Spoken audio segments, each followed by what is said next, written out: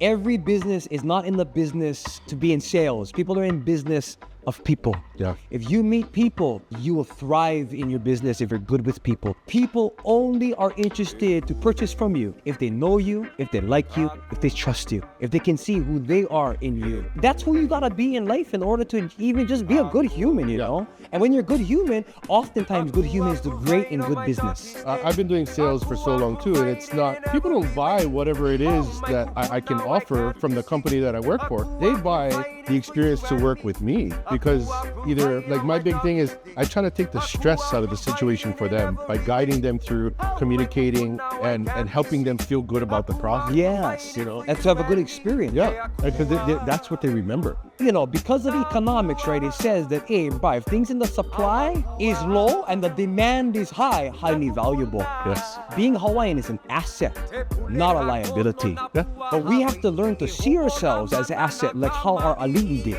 Yeah. We are assets to this world.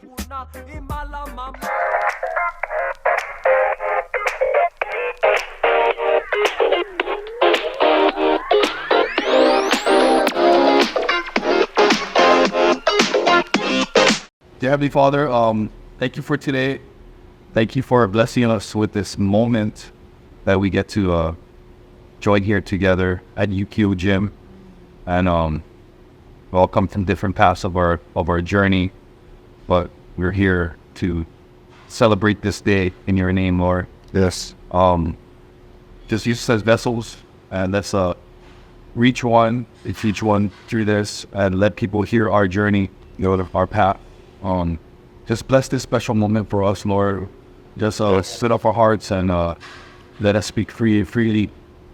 And thank you so much. In Jesus' name we pray. Amen. E hulu kini o ke akua, ulu ka ne me kanalo. Ulu o I alau koa me ka ie. E mai ano I kōku ahu. Hea ka waila, e vai e ola. E ola no e. Iola. Mana ke akua. Thank you, everybody. Mahalo. Appreciate all you guys. Yeah, bro. Mahalo for having us. This wouldn't be possible without everyone. Yeah. Ooh, I've been looking forward to this. Yeah, you connect. Let's do it, bro. Let's do it. Woo! Real Hawaii Talk podcast. Yo. Took a little break, but we're not done, and we're gonna keep going with this. It's been a passion project, and I've been blessed with more and more people to connect with, and more stories that I just find so interesting that I just want to dedicate a little bit of my life to sharing it with all of you guys. And this Hawaiian doesn't know how long I've been following him and his journey from a little bit afar, and now I get the opportunity to be side by side with him at this stage in life. We have McShane, Yolano. who's better known on Instagram as Son of Wavu, and that is the first time that I saw him. It was a picture. It was actually a picture, and it was during the movement. It was when Mauna Kea was happening, and I'm like, look at this guy, Malo, at the front of the parade with, what is the? Oh yeah, bro. The Mahiole. Yeah, that was the first iconic picture I saw of you. Yeah, pretty iconic. Yeah, bro. Wasn't Matt's one, bro. Yeah, I wasn't expecting it, but mahalo ke akua. Yeah, I just asked the kupuna to use me, and that's what happened. And Yeah, it's so amazing to just see that, and then that kind of sparks the question, like, I want to know what this guy's all about, like what makes him tick. And then I started seeing him more and more, not just in that, but in other areas where our paths would eventually cross, just kind of getting closer together to finally they intersect, and Ew. now we're talking. kaka'ako. Yeah, kaka'ako. So, what I'd like to do is Yes. we'll skip through the years of your life a little bit. Who is Elijah McShane? Where do you come from? Tell me that. Let's start there. Aloha mai kako, o vau Elijah Kala McShane, no ka aina ho'opulapula o Papakolea. I really spent all of my life Papakolea with all of my ohanas, actually really specifically on the bottom of Papakolea, a beautiful like space in Aina called Ani Ani Ku Street, which is just like to the right, well, just across the street of Stevenson School and Lincoln School. But on our dad's side is all Papakolea. On our mom's side, they pretty much all Kahalu Kaneohe. Okay. But we lived all of my life in Waipahu. So I spent my life in Waipahu because it's cheap house over there, you know. So two of my parents pick up house over there. And we probably lived there for about 15, 16 years in Waipahu. So in all the most important times of my upbringing, had lived over there with all the Filipinos, you know. We had all the Filipinos, had a beautiful time. And then in terms of high school, since 8th grade to the ending of high school at St. Louis. So had experienced a lot of things around Oahu, but as all of us who come from Hawaii on every island, we come from our island, you know, and have different experiences on all different parts of the island. And so even though each of us has an aina hanao where people in our ohana spent their life, we really spent our life on the entire island, you know. So hey, you know, I'm just honored to be a person, to be Kanaka, to come from Oahu. You know, and then to be a crusader is an important thing as well. All you crusaders out there know, for all of the ones that are not crusaders, you're not ever gonna know until you put your son in St. Louis. The brotherhood. And the brotherhood is strong. Since 1846, Yeah. you know. And it's been a blessing, bro, to just be in Hawaii and to still have the really opportunity to live in Hawaii with all the economic hardship a lot of our people feel and experience. I see it as a big honor. But it also takes a lot of hardship. It takes a lot of persistence, a lot of resilience to still live in Hawaii and to find a way. Yeah. But you know, like it states, it has a mele that I've been listening to for the past couple of weeks. It says, a true warrior, he never leaves his home, you know. And this is for people, you know, who come from Hawaii and have a tendency of maybe being pulled to move to Las Vegas. Yeah, go, you know, but always remember where home is, you know. And So to you stay never- home as best as you can. You never entertained the thought? I contemplated it all depends on opportunity and career. Yeah. But home base is always going to be Hawaii, home base. yeah. You know, but if I can, you know, hey, bro, if I can own a home in Las Vegas, if I can own a home, you know, like for me, I love Colorado Springs. It made a big imprint on me a few years ago being there. Yeah. It was the closest place that had the Manna that was like Hawaii, this Manna, high altitude, high elevation, good people.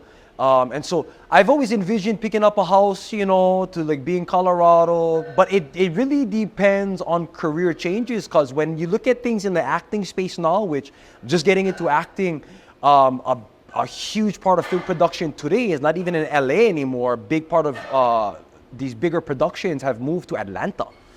Really? And so it's all in Georgia now. Yeah, so all the DC movies, all these big movies that have the biggest stars in it, it's not being filmed in LA anymore. I guess because the controversy and stuff, but everybody's moving to Atlanta. And so if opportunity presents itself, I'll probably pick up a house over there, you know, but Hawaii gonna always be home, Hawaii. Yeah. I at least can spend 8 to 10 months in Hawaii throughout the year. Throughout the year, yeah. You know. That's awesome. And funny thing is, like, every time I do a podcast, right, I have this idea.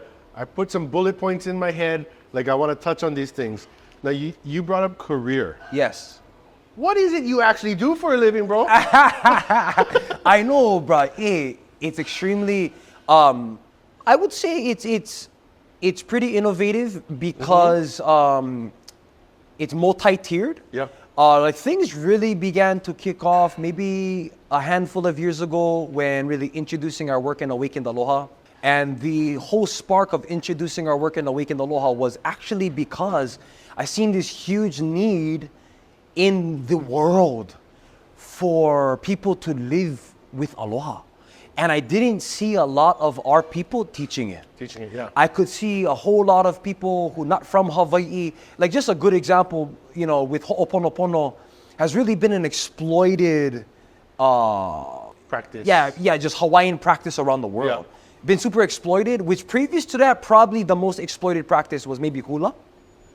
Ho'oponopono surpassed that. Really? Ho'oponopono surpassed that. And the reason is because of how it was positioned in the market in personal development, where people who are not Kanaka, who had no cultural roots, even though they may have had the blessing from maybe a kumu that had imparted wisdom and knowledge upon them, but a majority of these people who took Ho'oponopono to this now kind of exploitive level were all marketers. Yeah. They were all marketers and seen it as a big opportunity in the healing space, because the healing space, as in the health and wellness space as well, is a massive space now. So people are getting into healing. Why? Because we've been bossed up as a species. Yeah. Our people have been through it. So a lot of people have been getting, like, a good example of this as well, you know, with like things in the Indian culture that had been massive in the Western world now today is yoga. Everybody's doing yoga. Right. That if you never grew up having understanding of culture, you would probably think that doing yoga is an American thing now, because it's cultureless now.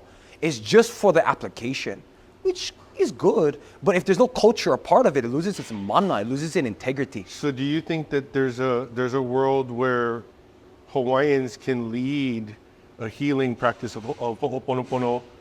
Absolutely. And is that kind of what you're Yes, working towards? yes. Because I feel like you have that spirit guide mentality. It's a part of, and a lot of why I wanted to sit down and talk with you is it starts, the whole podcast in general started with financial literacy, Yes. entrepreneurship, which is all rooted on trying to just shed some light on how we all survive here. Yes. Right? Like, Tools. yeah, because I do so many things. I know you I do do so plenty many stuff things too. too. But it's all because one of them's not enough. Yeah. Right? So we need more in order to have what little we do. Aye. Right? Aye. And I've always, the vibe that I've gotten from you, just from watching your content, from talking with you, it's more of a mental health and wellness. Yes. Right? And Yes. For me, I'm tying health is wealth, and so that's really full circle. What I'm rallying the wagons around is it's not just my bank account health. Yes. It's my mental health, my physical health, Everything. and which is why we're here. We're in this gym today talking Yes. about it because we're physically getting healthy. Yes. and then we're doing some reps right now. Aye, totally. Right, and so that for me that's what it's all about. And so for you, what motivates you in the health, in the different areas of health? Yeah, space. You know, I believe we can all agree that the human species has gotten lickings over the past 200 years. Being a Kanaka, our people experience a lot of intergenerational trauma to this day, and oftentimes we haven't been access to the tools to help to equalize, to clear that. Yeah. And that's what really began to start everything for me. Like previously, spending years in bodybuilding, spending years in health and wellness, sports nutrition, human optimization, I've always been a person that has had a big call to understand how I can be the best that I can be, actualizing full human potential. In Hawaii, it's just called ho'omana. Like how to ho'omana, be the best you can be, have all the energy, all the clarity, live a life of excellence. How to do that? It's gonna put you on top of the path if you ask the right question. Yeah. You know, there is a lot of people who take the approach, you know, who have the consciousness and perspective, where oftentimes they're just not asking the right question for themselves. You know, yeah, they play the victim mentality. This is for all humans, you know, they have a difficult time on just being able to push themselves. I give thanks to my parents, I give thanks to my coaches, I give thanks to my teachers who put me in situations to access me to me. How to introduce who I am. As a Hawaiian, yes, but as a human, how to access me to my traits, to my assets, to who I can truly become. Because oftentimes, you need people who can see you to speak that into you in times where you can see yourself, and all of that is revolved around personal development. All of that is revolved around human optimization. And it can be also seen on the smaller scales and on the larger scales. In community in Hawaii, a lot of our political health, our economic health, people not being able to make ends meet, this is all a facet of what makes things not pono. Yeah. And so as a Kanaka, I take the perspective of trying to see how to stay pono, how to live pono, how that feels like, how that tastes like. If I get into an altercation and I get all of my stuff, the anger comes out, the trauma comes out, is that effective in that situation? I'm not saying you can't feel your anger, and have no opportunity to sit in it and to feel it. But I've learned, because of things in our world, we're always encountering problems. Yeah. If you can approach the world with a ho'oponopono lens on how to become a problem solver, how to bring things that are not balanced back into balance, how to see the world in a way that a majority of the Western world, economically, politically, are always going to be a contention because it's democracy. That's what happens. Yeah, it's just what happens internally. People are going to agree, disagree. That can also be applied to how you eat, to how you exercise, to how you train. And so the trick has always been to identify what works for you, honing in on it. Everybody has a code that they got to crack to get in shape. Yeah. Everybody has a code that you got to crack to actually become a multimillionaire. Everybody has a code to crack to own a home. And that's different for everybody. It's different for everybody. Yeah. So you got to understand going internally how to crack your code to help you to really see, attract, and then actualize the things in life that you want to live. And try to ensure that, how you see the world and what you intend to build in your life, it's still to the benefit of the community. Because it's very, very easy to build stuff if it's only for you and your ohana. Yeah. Or maybe not easy for some people, but a majority of the Western world people, they have a tendency, because the system is individualized, because the system is based on just individual freedoms, people oftentimes, they can give a rat's ass about their community if they make it. But Kanaka, we get hard time with that. Yeah. Because if we're making it, but my cousin's having a hard time, then there's a happy medium. We kind of got to try to meet. And so for me, I've always had a dream with business, to have influence, to build platform, to build systems, to help the community, employ Hawaiians, to expand Hawaiian culture in a positive way that is not exploitive, but is educational, it's empowerment, and it helps humanity, because we can all agree that every culture has principles that can teach all of us. So is that what you teach in Awaken Aloha? Yeah, so in our work in Awaken Aloha, to keep it simple, things in our mission statement is to inspire a world where the spirit of Aloha is the heartbeat of humanity, meaning that in communities, in workplaces, in each person's individual life, if you can learn how to live Aloha, how to live in a way of pono, hands-on, even just the principles of consciousness on how to see perspectives, it makes the world a better place. But how you do that is the trick. And I found one of the biggest issues in the Western world that people rarely talk about is that a majority of the Western world are decultured. They have no connection to who they come from. They're all from somewhere, and it's not the U.S. It's not the U.S. It's an immigrant country. Yeah, we're all immigrants. Yeah, the thing is an immigrant country, right? But they were the first immigrants, so they think that they have home now. Yeah. But they are just in another man's garden. Yeah. And just because it has a change of a label, because they put these people, maybe they head into the man's garden and kick him out, or they do whatever reasons. Yes, there's horrible history of empire in a lot of ways, but everybody, if we have the right perspective on history, everybody did it. We can absolutely learn about this. Even Kamehameha did this. Yeah, right. Yeah. It's a stage of human consciousness that humanity was in. Yeah. Today, there's much different issues that is happening, that everybody needs to put our pain and our trauma, I wouldn't say to the side, but to expedite healing. Yeah. If we can expedite our spiritual healing, our cultural healing, and reconnect to our root, because what happened in the tree of life is the people of empire cut everybody's root so that everybody becomes dependent on one root. But that root is not the source of our mana. It doesn't feed everybody. It doesn't either. feed everybody Yeah. the same. Yeah. And it can also make people groups unhealthy because of the value system connected to that root. Yeah. It doesn't align with them. Doesn't align in our mana. What is the largest demographic that takes your course? Yeah. So the introduction of the Pono Cellular course, which I encourage everybody who's not from Hawaii, who hadn't had a chance to get educated in Hawaii, because all of us who come from Hawaii, usually elementary school, in middle school, fifth grade, 8th grade, 11th grade, Hawaiian history class is in the system. It's in the curriculum. So Sprinkled in. Yeah, sprinkled in. And if you have good influences who are Kanaka, who know the history, who pour into you, then even getting exposed to that, it puts you leaps and bounds ahead of people that who just came to Hawaii. Our Pono Cellular course it just speaks it in the name. It helps people that come to Hawaii, who are not from Hawaii, to become Pono.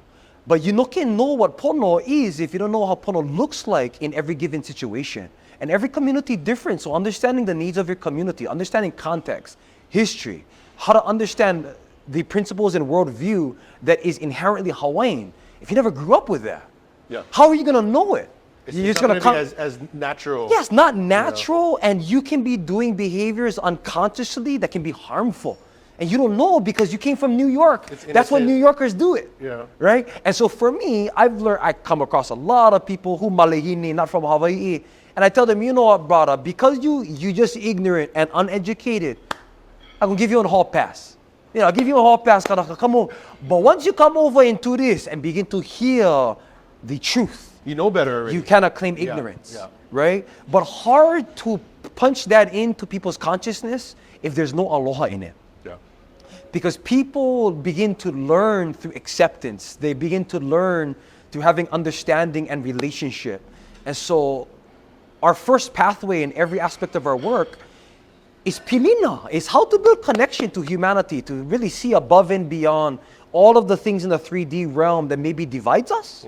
Because there's a lot of polarity, like freaking people can see, this guy, he just put a haole, so put him to the side already. But what if this haole guy, if you know his story, you can understand who he comes from and why he made the decision he did. You're not just gonna put him on the cross. No, put him on the cross, Hawaiian. This guy, he did one thing wrong. I mean, that's like us saying you guys come here, don't understand us, and you're acting a certain way. But if we don't turn around and take the opportunity to try to understand them, has no opportunity then. It has no bridge. It's the same thing that we're just crying about. So we're guilty of it too. 100%. But we're here, and you don't even realize, like, you never give them a chance either. Yes. But I also understand. That's because the lack of healing. The lack of healing, it's hard to see past it that. It closes us. It doesn't ask us to live aloha. And so for me, I always preach to people that being in aloha as people of Hawaii is our superpower. If we go around the world, our mana, and I'm telling you, like, I've been to Europe, I've been to different, states, and oftentimes because I just have a different mana, and I have no fear of living in that mana wherever I go, that people know, this guy, he come from the Caribbean. Every 6 months, we usually spend a couple weeks in Florida, and every time I'm in Florida, people think I'm Dominican, people think I'm da-da-da-da-da, until I start talking. They go, where this guy from? Like, who this guy? Feel different. He doesn't have the Spanish accent. He's like, wow, this guy talking. But in just the interaction, in just being able to give people just an opportunity to feel aloha.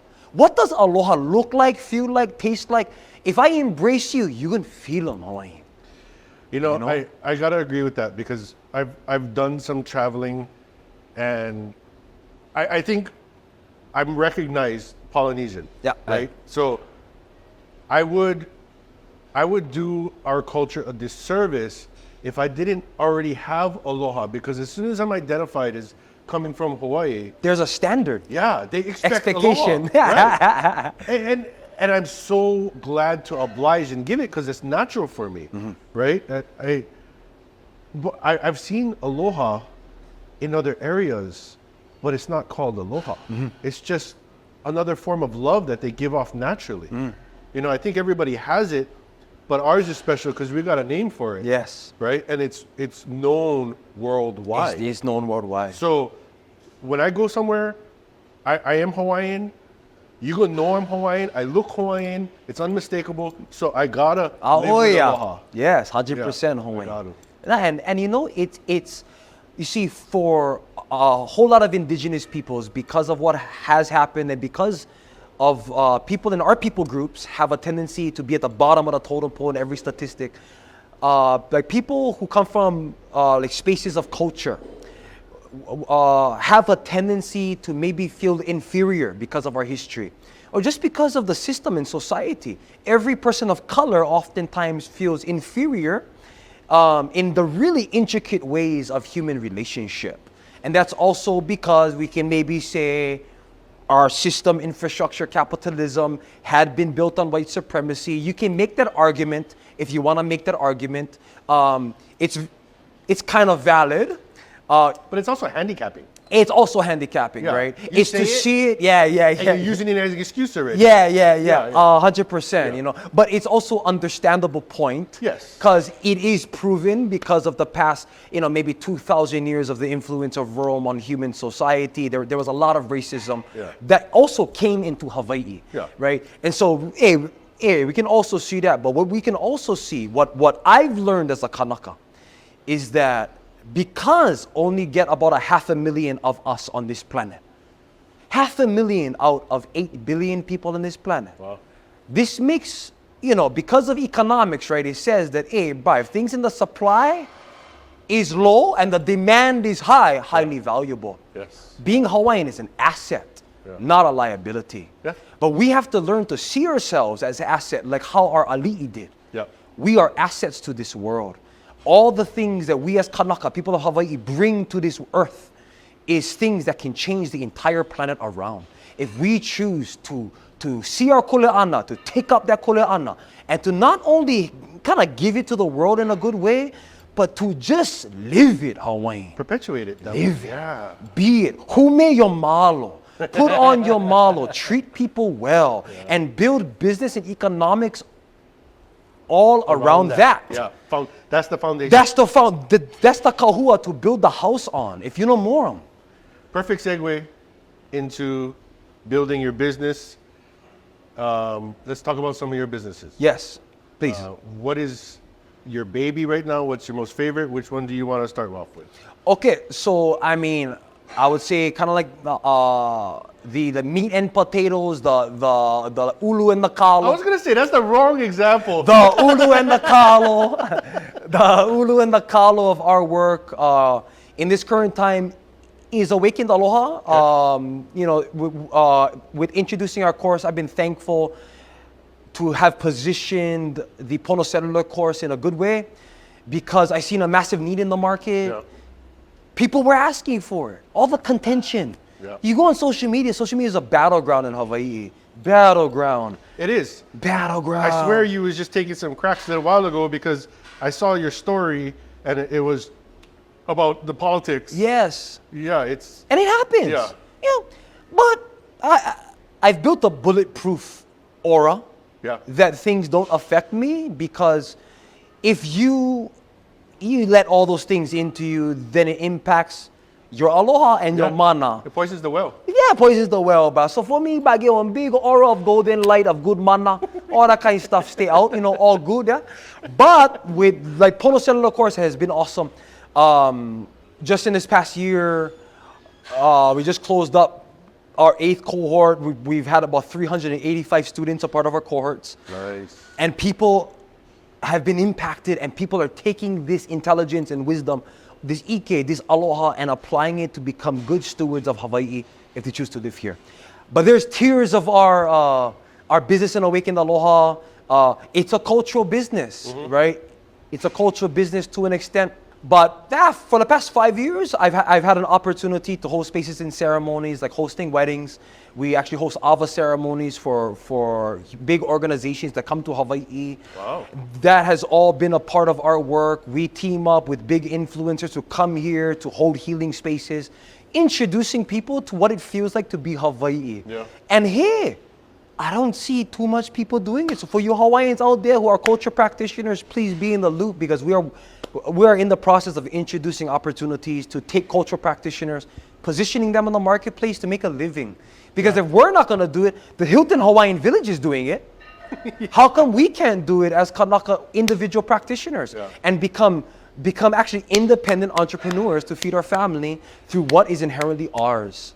Yeah. So that takes me into your influencer status. Yeah. How did that come about? Yeah. When did that become a thing that you were conscious of, that you were going to put energy into it? And then, I mean, in a matter of, how long has it been? You're at what, 65, 66,000 followers right now? On Instagram, on top TikTok, about 166 right now. On TikTok, on our 2 platforms, just alone reaches 3 to 4 million accounts each month. Nice. So it's been great. It's been a lot of work, to be a content creator, to be a creative. Yeah.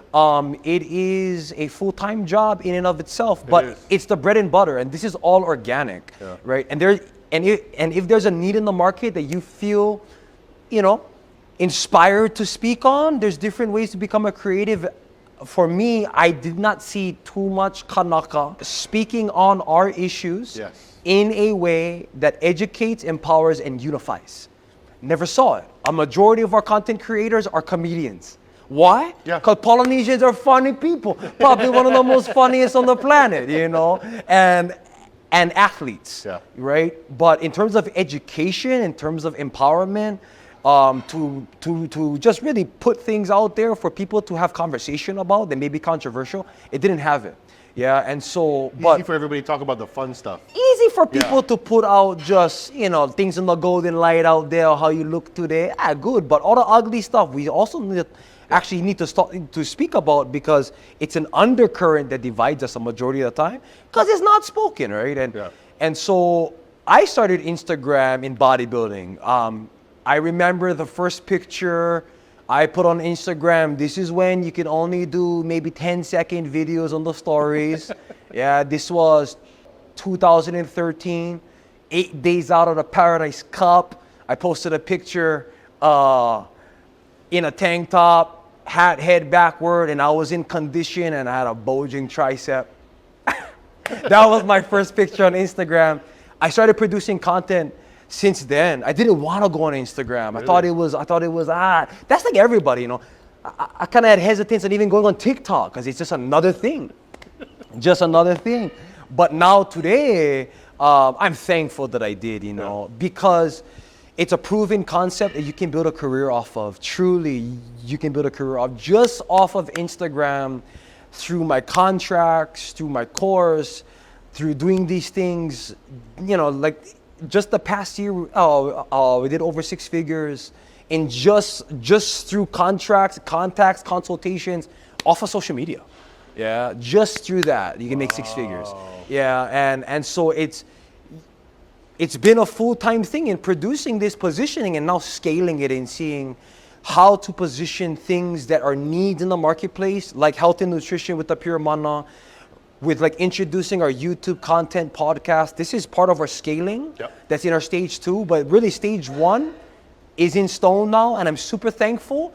But it comes with this controversy, man. And probably the biggest critics to what I do is maybe Hawaiians, Sure. Yeah, that's okay. Given though. I mean, you're always going to get comments from the peanut gallery. So I feel like they're the ones that we're the ones that can complain about ourselves the most. Yes. I mean, you would hope so, because rightfully so, we know what we're going through, but not all of it's all positive, right? A lot of it comes out as complaining or negativity or just putting people down because for whatever, maybe they don't feel enough, that they are enough when we actually are automatically enough. And it just, I think that's what attracts me to your Manna, is what you put out, and that you got more than enough. Like I was talking to Bryson about the timing of it and then the energy, like how these podcasts can actually drain you after, you do so many. And I was like talking about the energy that the guests bring. And Bryson was like, oh, when he comes in, his energy is going to be off the charts. and I only know you from social media for the most part, right? So sure enough, I see you walking up through the glass and you come in, Hawaii. Like it was just, it was right on. The energy was. Hey, and bro, a majority of people, because of like the platforms that I've built, they only see me in this archetype of an educator, of a cultural practitioner, or just a content creator. They just see me in that archetype. Yeah. I just want to let everybody know that's a sliver, like very much a sliver of who I am, you know, like there's all the different colors of the rainbow. That's one color, but it's a color that needs to stay consistent because it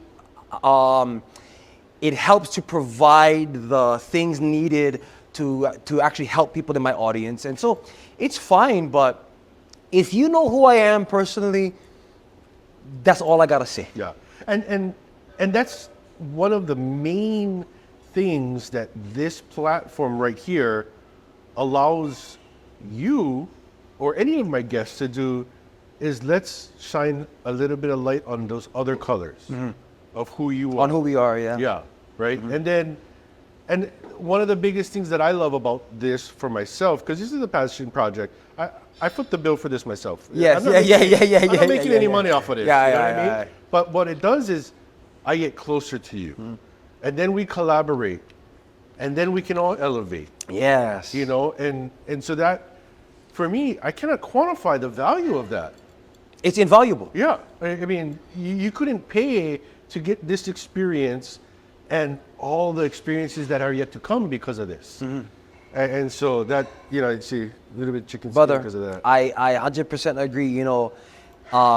Had a coach and mentor of mine in business when I was about 18. I just got involved in MLM businesses. Doing my thing. We're the MLM capital of the world. Oh, right?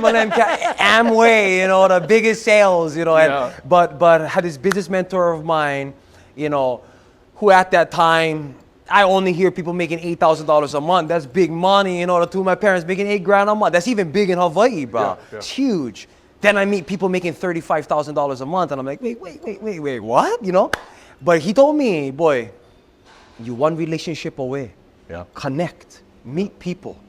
Every business is not in the business to be in sales. People are in business of people. Yeah. If you meet people, you will thrive in your business if you're good with people. Yeah. So if there's any skill, I had this big guy in Primerica at that time, investment insurance. He even said that his biggest thing that had helped him in his business to go from $8,000 to $10,000 to $100,000 a month was that he decided to become a humanitarian.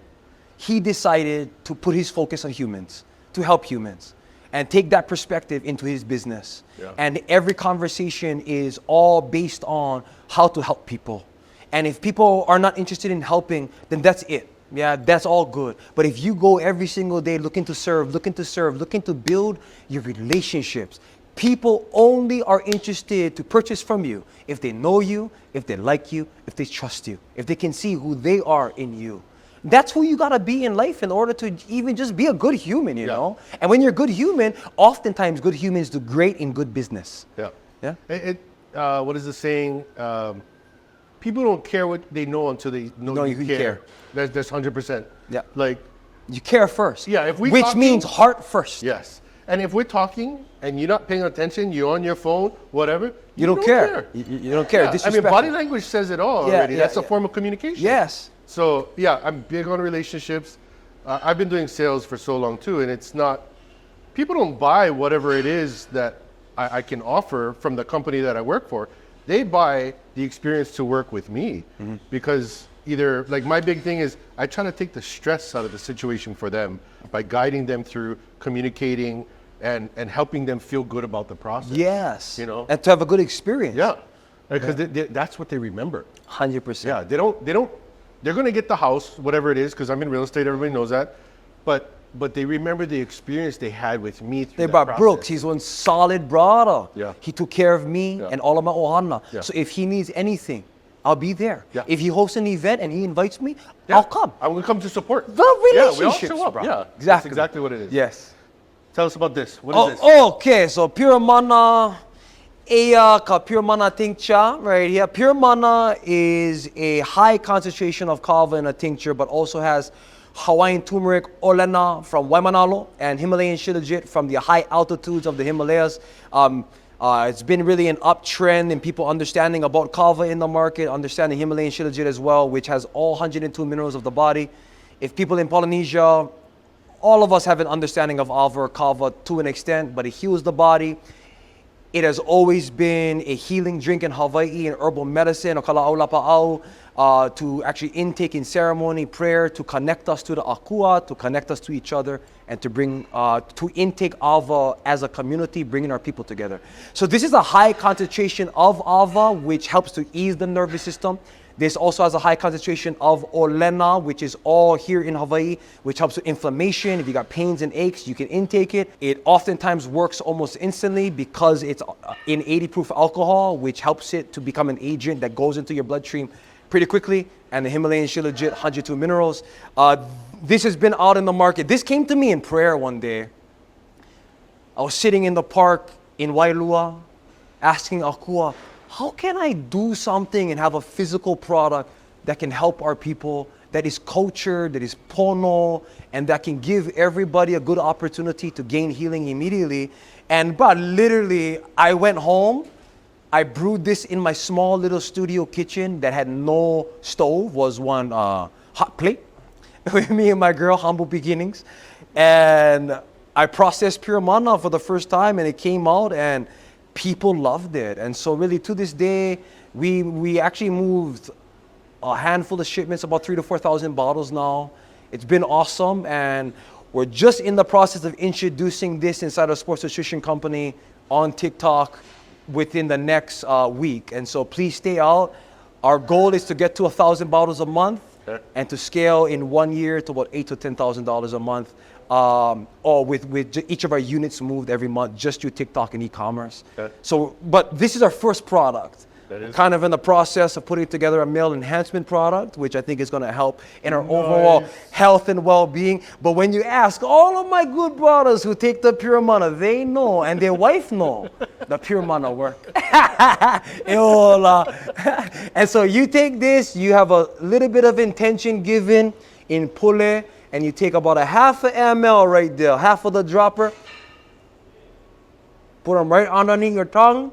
You let it sit for about 5 seconds, and then you inu, and you can try them one more time, and you can see the results in about 8 to 10 seconds on how it begins to ease the body.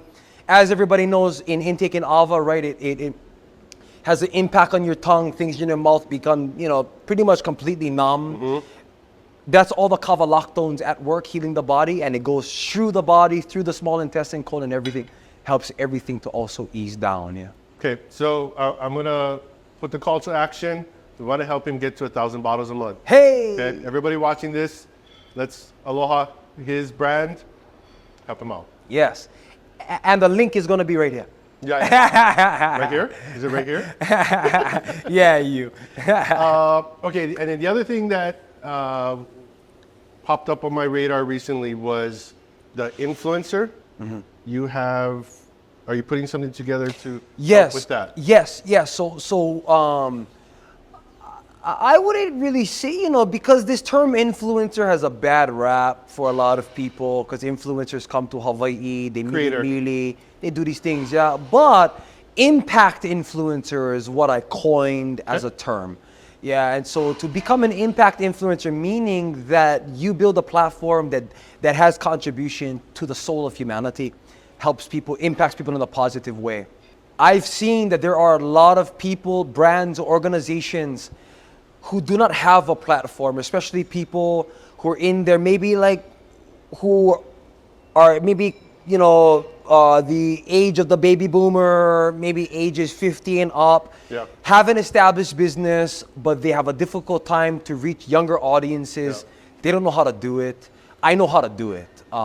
And so I'm introducing, I just introduced about 6 months ago a consulting agency. It's called EKM Partners, and this consulting agency is helping businesses, helping individuals who are prepared to invest in creating a platform that works for them. How to create a product and a service that is positioned to actually fit a need in the marketplace. How to position website development, doing all these things. Our entire team, we spearhead all of this. We actually help people to actually go from having only 800 followers to go to 8,000 followers within 3 to 4 months. How to build this effectively through building a personal brand. So you become a person who is able to speak and communicate a message that reaches people's heart, that actually helps to meet a need in the marketplace, and at the same time is authentically connected to you. And that goes back to what we were just talking about, that people buy you. People buy you. Not your product. Everything is personal brands today, right? Like these big companies, they are only reaching more audiences because they are partnering with people who have personal brands. Because people on social media are connecting individually to that person. Yeah. So if you can, help to overcome a fear of being seen, help to understand the principles and values in your work, and then knowing how to communicate that through content. It doesn't have to be just a personal brand with you in your face.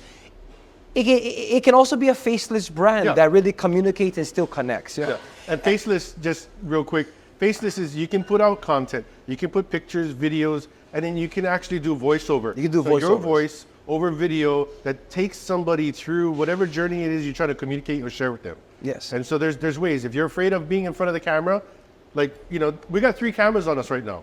And I was just talking about that. I got a little bit nervous before today, and I'm like, why? I've done this is my 24th episode. But I don't know why. It was just, I just had that. Hey, people have a hard time on camera, dude, Yeah. Hey, bro, if you put a camera in front of a person, he can be a great communicator in person. And all of a sudden it frees up, don't know how to act. Yeah. You know why? Why? Because every time a camera is on you, you are held accountable. Yes. This is why. Yes. So oftentimes people who live in their authenticity, who are in their truth, Don't have to worry about it. They don't have to worry about that. But people have some inferior things going on. Yeah. They have to worry about that. So that's also which in our agency, in EKM Partners, we help you through that. Yeah, good. On how to kind of get a better understanding of who you are, so that you build a personal brand, you build a company, you build a product or service that is connected to your most authentic self. Yeah. So that you and your brand and you aren't 2 different personalities. It's all one. A lot of people, influencers, they're not the same in person. Yes. Yes. A lot of guys who communicate something, Yeah. they're not the same human in person. They're actors. So this throws off a lot of people. They're wondering, wait, I just met this guy. Actually, he's kind of an ass. Yeah. But when he presents himself as, as being a goody two-shoes in a movie or something, but you meet them in person and they're so not personable. Yeah. And so I try to do my best to help all of my clients that I work with on how to find that happy medium where people connect with you. People see you in person, they love you even more. Yeah. Yeah. Because they're like, whoa, I didn't expect that. This guy's an awesome Hawaiian, It's like hearing somebody on the radio and then in concert.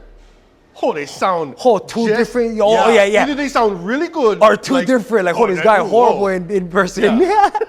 He's a recording artist, but he's not one performing artist. Yeah. That's kind of exactly thing. what it is. Yeah. That's that part of your business excites me. I did sign up on your clickbait. Yes, let's do it. Yes, sir. I want to explore that and do some work with you. Please. For sure. And it's absolutely, here today with all these platforms, and I'm speaking specifically to our Kanaka and Kama'aina here, that this is an opportunity of a lifetime. Yes. To actually build an independent media company. That's what social media is. You are building an independent media company that these bigger media companies, these huge conglomerates that control information, people are not even receiving information from them anymore. People are going to actually speak to a person like a big comedian who is talking about a particular issue on Trump and hearing their perspective. Because the media is putting out their narrative, we have a chance to put out our narrative, and we can build something. I don't even watch the news anymore because it's so orchestrated. Like So they choose orchestrated. what they put out, the context in which it's shown and spoken. There's a narrative, and it's not news. It's narration. It's controlled Yeah. story, and that's good if they want to do that because they're paying the bills, right? So Yeah. maybe they can. But if you aren't having anybody paying your bill, then you don't have no control. But it also puts you into a space of total responsibility. Yeah. You are responsible for what you build, for how you act, and if you get heat on something, that's on you. You got nobody to protect you, right? And so being a creative, having influence, building a business, it's actually a steep learning curve that I've worked through for the past 5 years that I've built a blueprint, an influencer blueprint to teach people on how you can actually create a full-time income doing what I do and it still be polo. That's good. Yeah. And so I think it's pretty fun, pretty cool. And if you guys are interested, just hit me up in a DM at Son of a Wong. Yeah. Awesome. And the last thing is, a lot of that is, I think, more mental. Yeah. A lot of mental, spiritual, a lot of things that we talked about. Now let's talk about the physical. Yes. I seen a couple posts recently, and your guns are looking a little bit meaty. What's going on with you? I'm feeling good. Yeah. Spent all of my life as an athlete.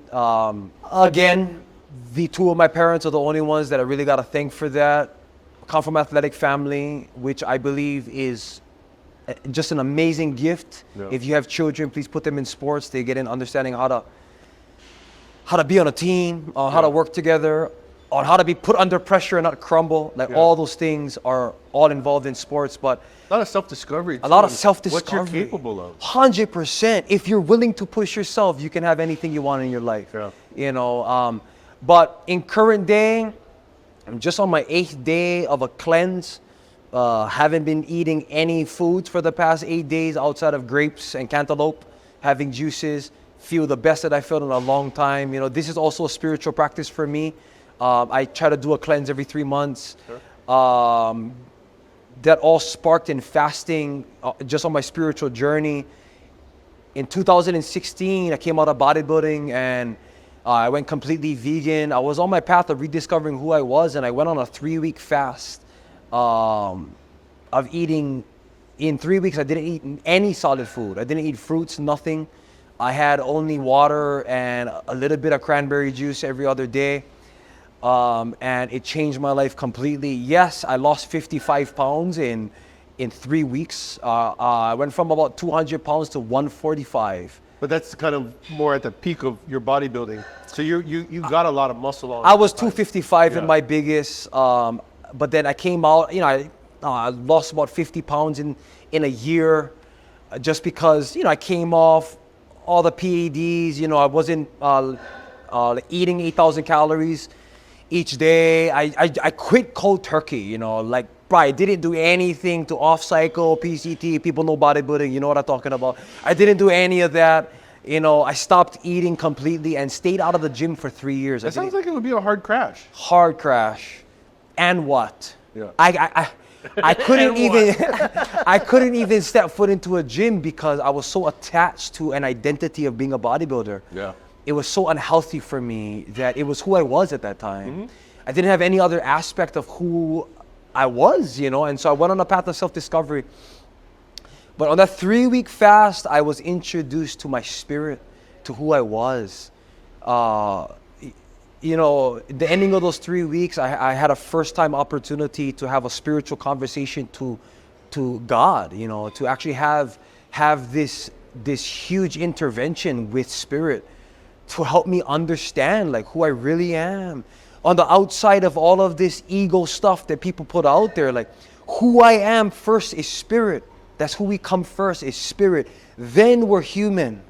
I just happen to be a human, as you, Kanaka, who happens to have the amazing DNA of some of the most beautiful people on the planet, who is Kanaka Oivio Hawaiian.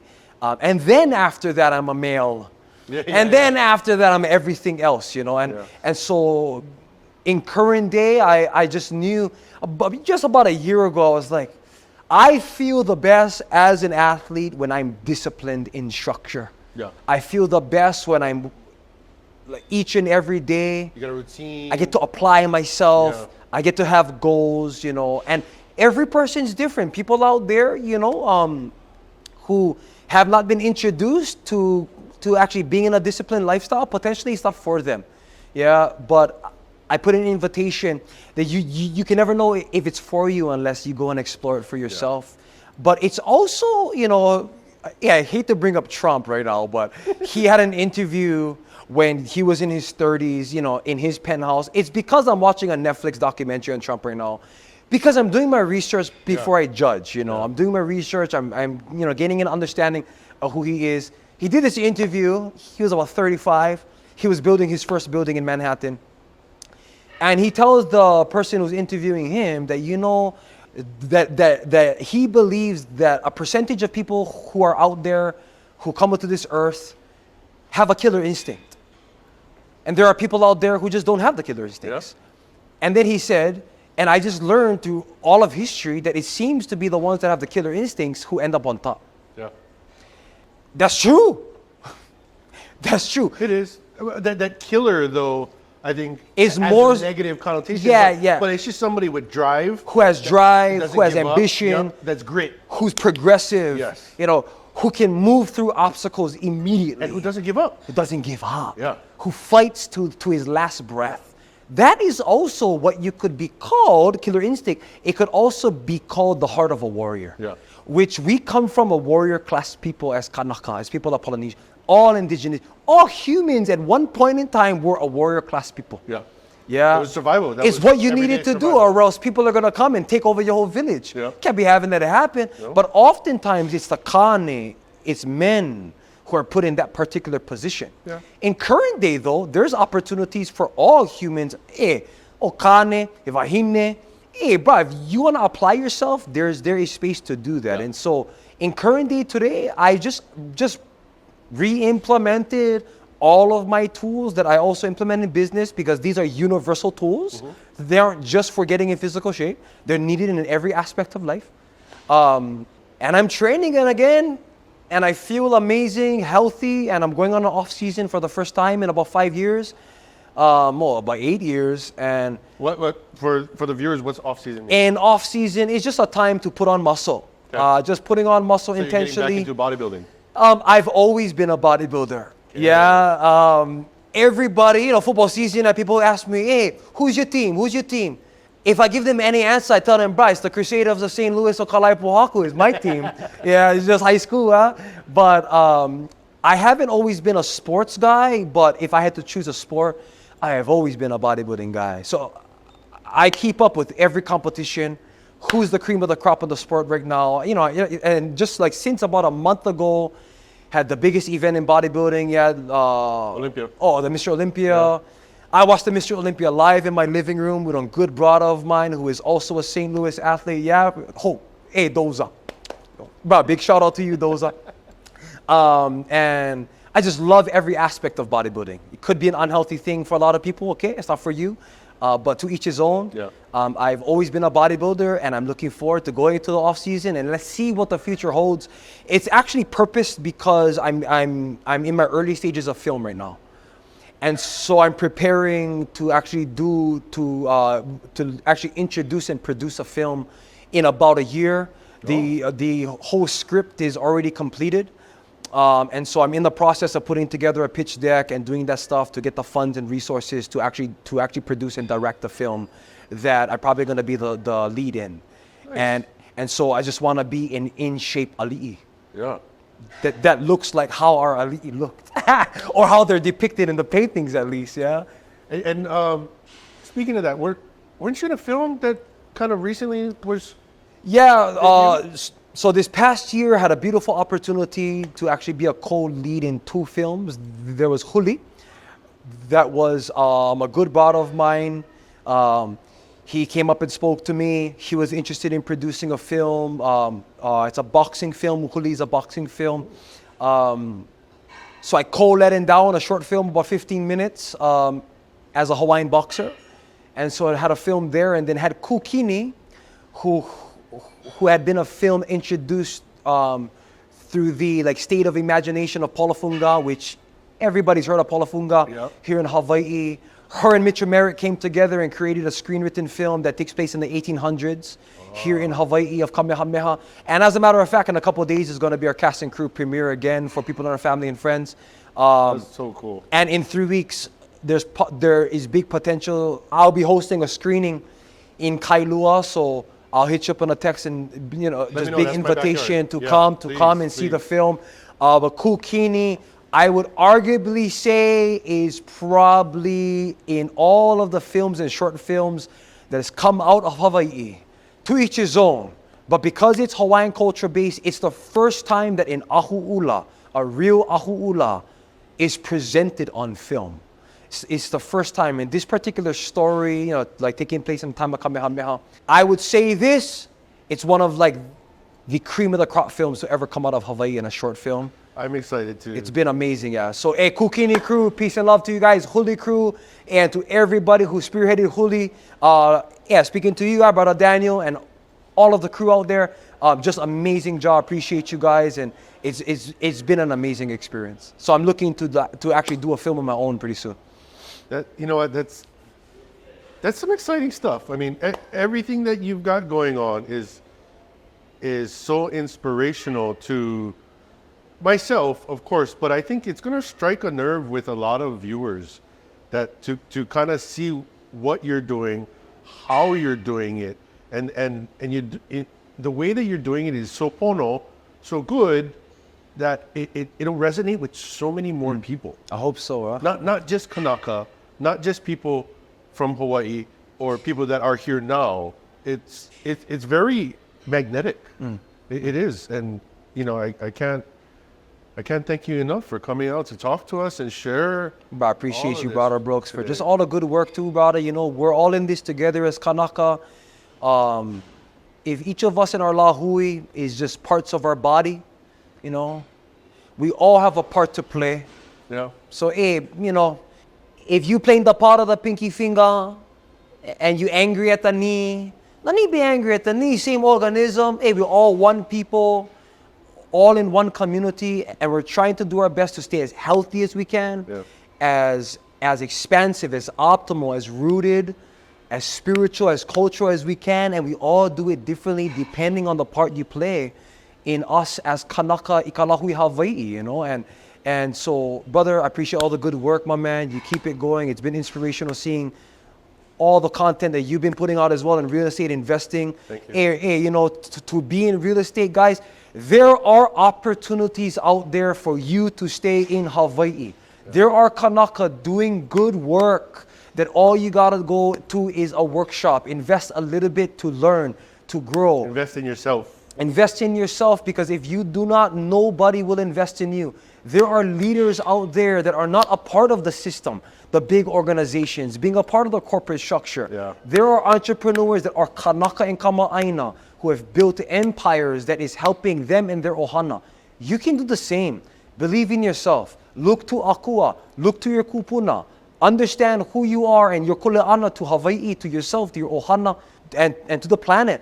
And for God's sake, no be scared. Yeah. Go for it, brah. You get one life to live. There's no space for fear. Take action. Be strong, because your kupuna were strong and they believe in you. That be strong. I'd like to say this to all of the viewers, whether you're Kanaka, whether you're Kama'aina, doesn't matter where you come from. A lot of happened in the past.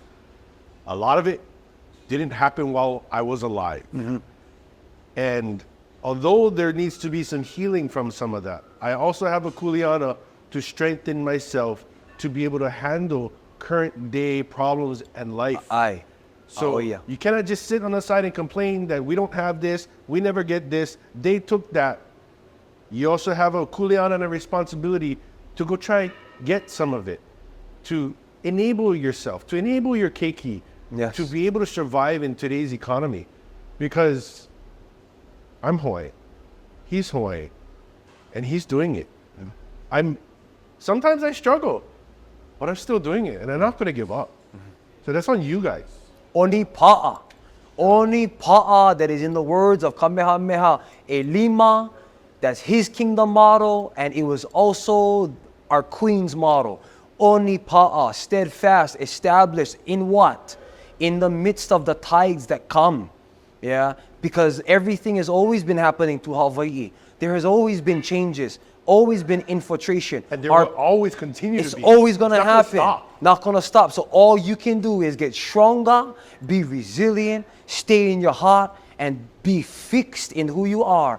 Be a stone in the ground that you can build your hale on. No build them on sand, brother. The sand is the fear. That's called camping. Camping, Hawaiian. Yeah, camp every so often, vacation, yeah. But every day, kanaka, build that hale on the root, Hawaiian. No be scared.